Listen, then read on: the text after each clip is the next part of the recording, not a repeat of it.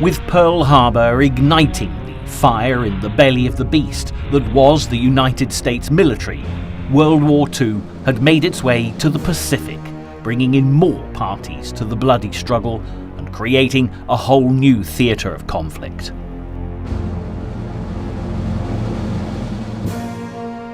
Following on from their surprise attack on the Hawaiian port, Japan's rapid expansion was continuing unabated, with invasions pushing quickly forward into the British-controlled colonies of Hong Kong, Malaya and Singapore, leaving their soldiers confident and battle-hardened.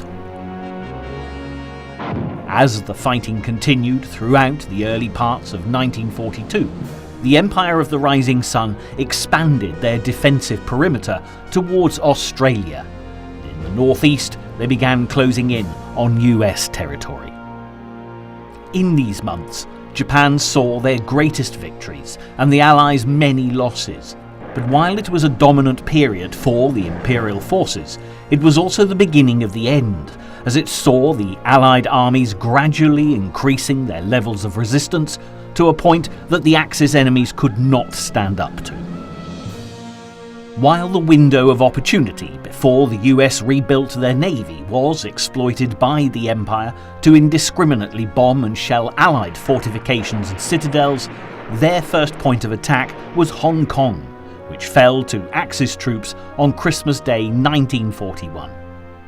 The Allies garrisoned there had held on longer than anyone had expected. Though surrender had been inevitable, 6,000 troops held off 40,000 enemy for several weeks. The Japanese campaign in Burma took much longer. Burma was a prize highly sought. It provided the British with a gateway to India, the jewel in the colonial crown. What's more, since 1938, the Burma Road that ran from Mandalay to Kunming had been the only overland supply route for the nationalist forces fighting the Japanese in China.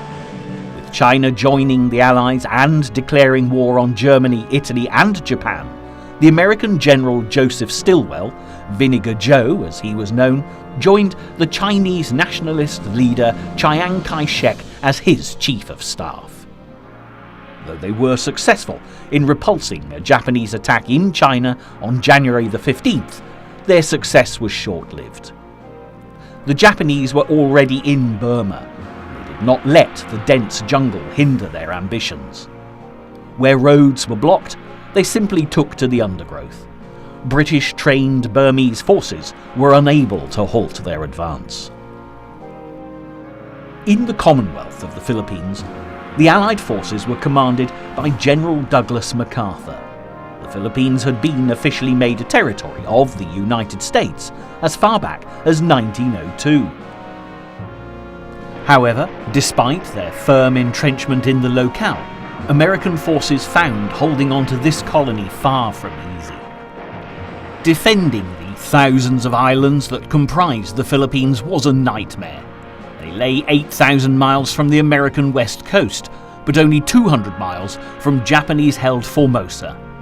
To defend them, General MacArthur had the equivalent of 2 divisions of regular troops, 16,000 US regulars and 12,000 Philippine scouts. Add to this the fact that in the months leading up to war, days were calm and languid, with social events dominating the agenda, leaving troops and equipment in anything but top-notch condition. As the conflict wore on, though, these weren't the only problems. There was too little food, too little ammunition. Sickness and malnutrition set in. The American Filipino force, racked by dysentery and malaria, continued to fight, but disease and lack of proper sustenance claimed more lives than the enemy. After 2 weeks hard fighting, the American and Filipino troops withdrew to the Bataan Peninsula on the west side of Manila Bay. There, MacArthur could pursue a strategy of defence and delay, shortening his lines and using the mountainous, jungle-covered terrain to his advantage. Furthermore, he could deny the Japanese the use of Manila as a port.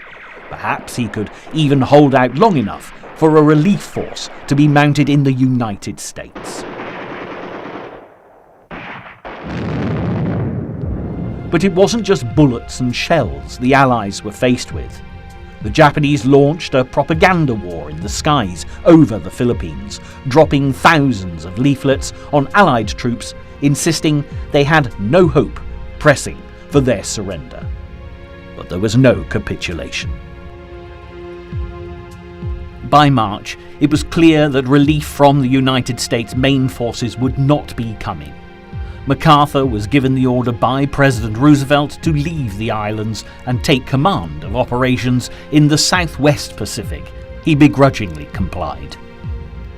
Despite this, though, the beleaguered remaining forces held on for several months after MacArthur's departure, with his final words becoming a rallying cry for all those left behind: "I shall return."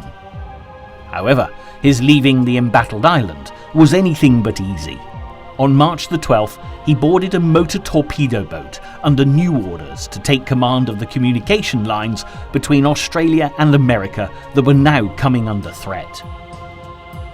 From his boat, MacArthur boarded a plane for Darwin. His B-17 Flying Fortress staggered into the air from Del Monte Airfield, Mindanao, with one engine spluttering. The 5-hour flight took him and his staff over the captured enemy islands of the Celebes, Timor, and the northern part of New Guinea. Somehow, they managed to avoid enemy Zero fighters. As they finally reached Darwin, they found that it was under Japanese attack, so they diverted to Batchelor Airfield, about 50 miles away. When they eventually disembarked from the aircraft, a weary MacArthur remarked, "It was close, but that's the way it is in war. You win or lose, live or die, and the difference is just an eyelash."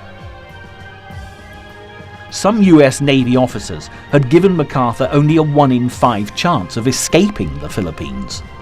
Via the radio airwaves, Tokyo Rose had boasted that the Japanese would capture him. But MacArthur and his family made it out. It was from this new Australian base that he would conduct the next phase of operations. However, the Philippines wasn't the only Southeast Asian battleground to see heavy combat between the Japanese and Allied forces. Elsewhere, imperial expansion had been just as aggressive, fueled by several factors, the most important of them being their dwindling stockpile of oil. These had been cut off by the US when the empire had invaded China, causing potential supply problems in the not-too-distant future. They needed oil to keep the war machine turning, and the best way for them to get it now was to take over the West East Indies, their next target.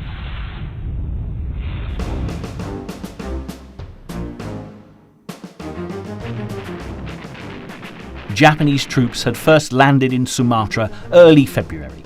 Despite a valiant defence by the local populace, along with Dutch and British soldiers, Java fell in early March.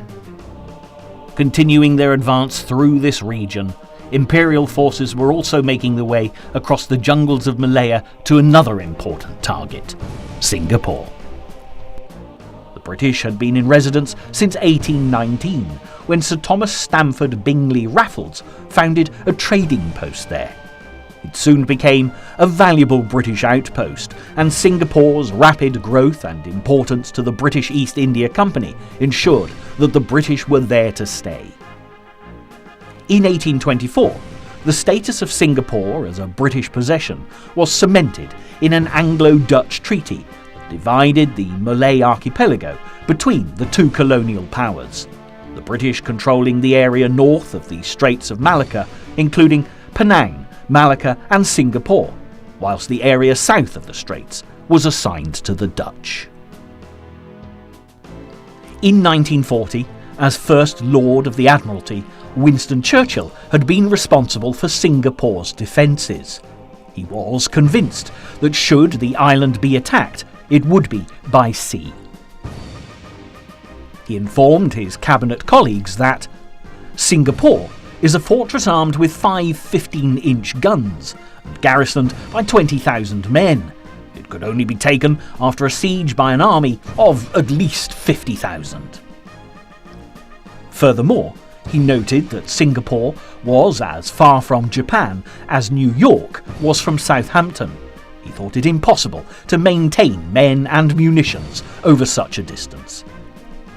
He also didn't consider it plausible at that time that the Japanese, who he described as a prudent people, would extend themselves beyond the Yellow Sea and China, where they were already occupied. Surely they would not embark on so mad an enterprise so far from home. Churchill was wrong. To combat the expected sea-based Japanese force, he dispatched 2 battleships, HMS Prince of Wales and HMS Repulse.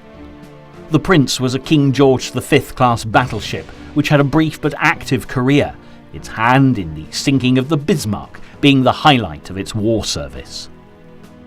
HMS Repulse was a renowned class battlecruiser, the second to last battlecruiser built. She too had taken part in the chase of the Bismarck. The Admiralty had planned for an aircraft carrier to accompany the 2 ships, but the action never materialised. HMS Repulse left Singapore in company with HMS Prince of Wales and 4 destroyers to try and intercept the Japanese invasion convoys heading towards Malaya. But their hunt for invasion forces proved fruitless, and they turned south. It was at this point that Japanese aircraft were spotted. The fleet was attacked by 86 planes. Without the protection of an aircraft carrier, the ships were very vulnerable. The force the British thought to be an unsinkable deterrent was sunk, leaving the coast of Malaya exposed. General Yamashita could now make a move. His assault on Singapore would be down through Malaya, and as the British had been slow to send troops north from Singapore, Malaya was badly defended. The assortment of untrained pilots and inferior Allied equipment in Malaya, Borneo and Singapore at that time were no match for the Imperial Japanese Army Air Force. Their fighter aircraft, especially the Mitsubishi A6M0, were instrumental in achieving air superiority.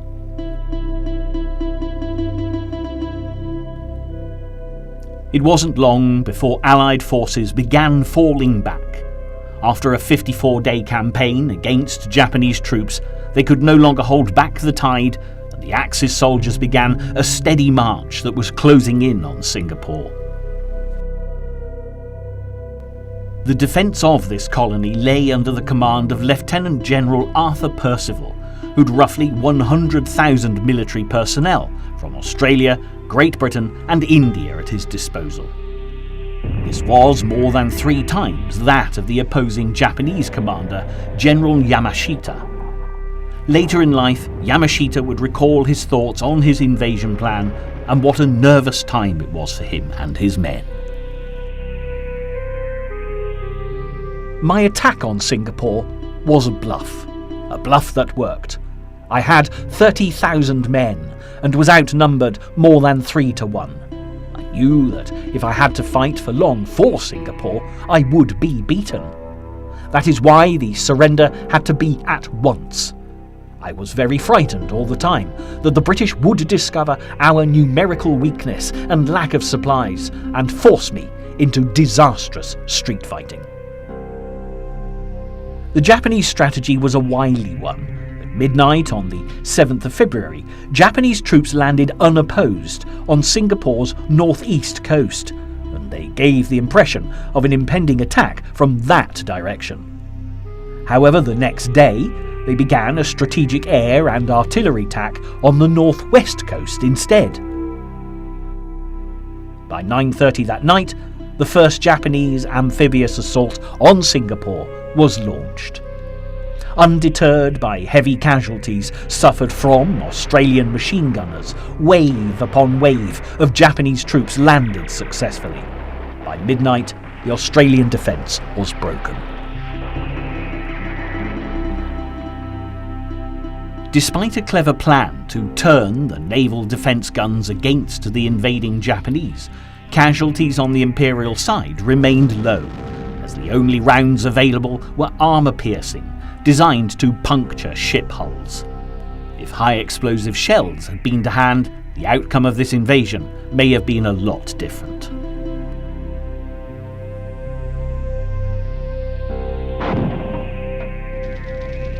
With his troops well established on the northern shores, Yamashita's next objective was Bukit Timah, commanding the northwestern approach to Singapore town.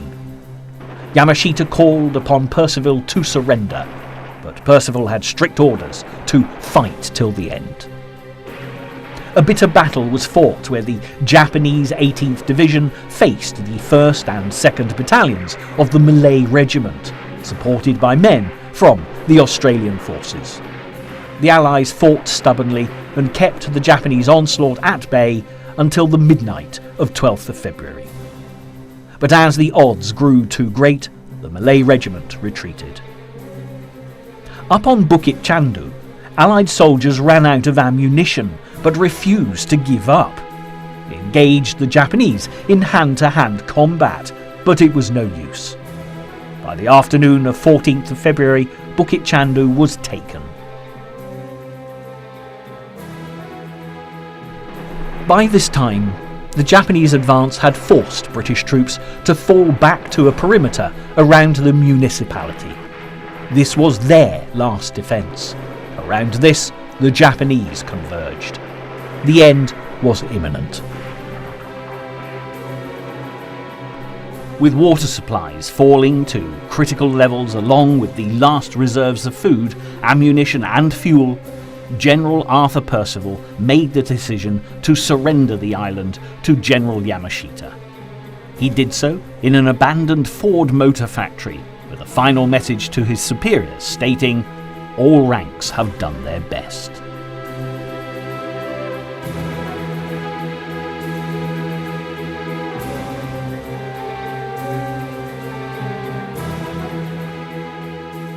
The creation of an East Asian co-prosperity sphere, free from the shackles of the Western empires, had long been the desire of those ruling Japan.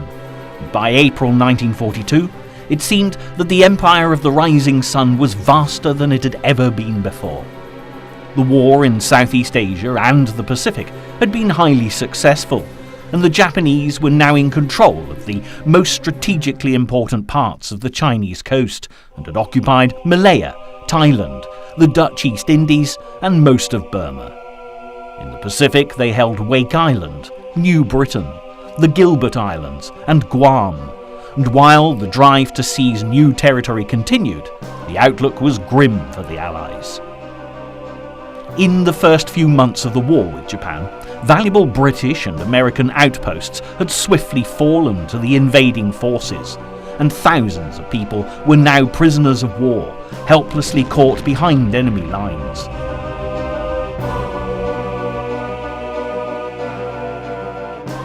Even Singapore, once regarded an impregnable British fortress, had been crushed by the Japanese, dealing a devastating blow to Allied commanders. America, in the meantime, had lost valuable military bases and would soon lose its foothold in the precious Philippine Islands. With the main Allied naval forces in the area destroyed by the unhindered Japanese Air Force and surrounding territories almost entirely under Imperial control, troops at General MacArthur's old command didn't have much hope of victory.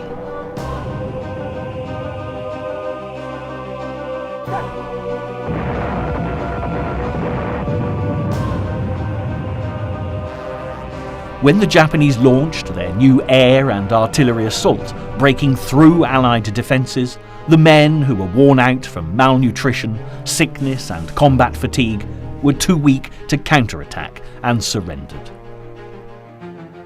Some of the Allied servicemen managed to escape to Corregidor Island to the south of Bataan, but battalions of Japanese infantry swiftly moved in and pushed the defenders back to Malinta Hill. To the despair of all those left fighting, the American flag was soon lowered, and General Jonathan Wainwright, who'd taken over from General MacArthur, had no choice but to accept General Masahiro Homa's terms of surrender. As a result, by May the 8th, 1942, the Philippines had been officially lost. But there was an even greater tragedy for the Allies to face as the Philippines fell.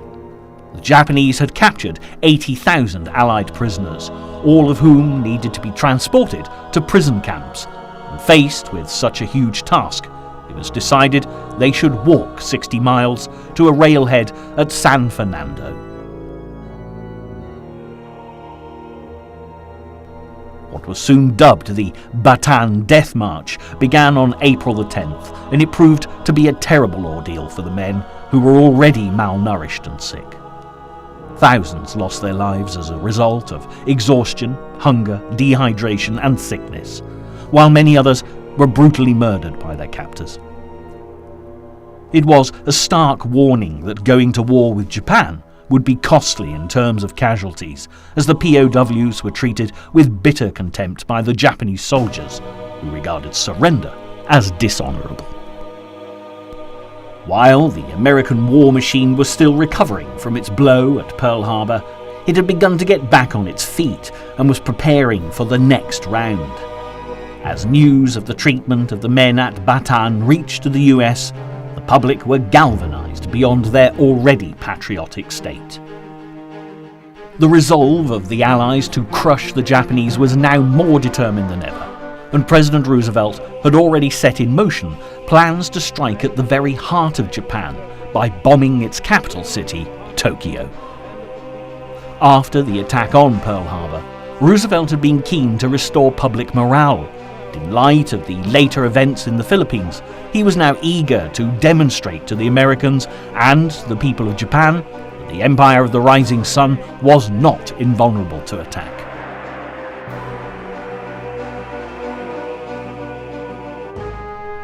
On top of this, since Pearl Harbor, Japanese descendant immigrants were being treated with heavy suspicion.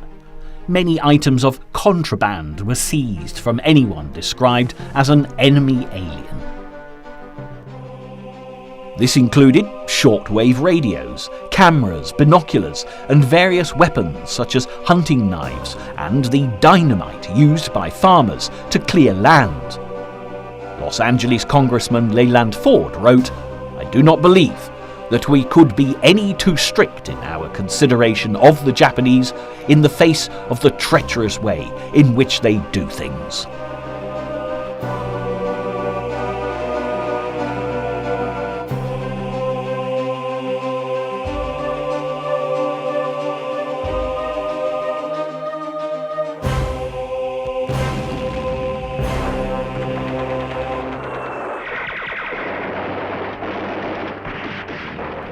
With the full backing of the American people and their governmental system, the American military were finally gearing up to go to war for real. Months on from the catastrophic attack at Pearl Harbor, the Navy, Air Force and Army were all ready to take the fight to the Japanese.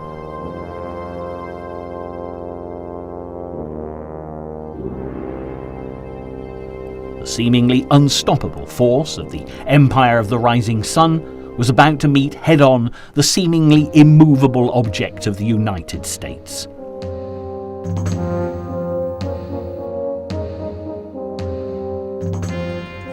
The first target, however, was Tokyo, and in a similar fashion to their eastern enemies, the US was planning a sneak attack of their own, something that would require engineering skill as well as military know-how to complete. The tide of the war in the Pacific was about to change, but it was a long way from being over.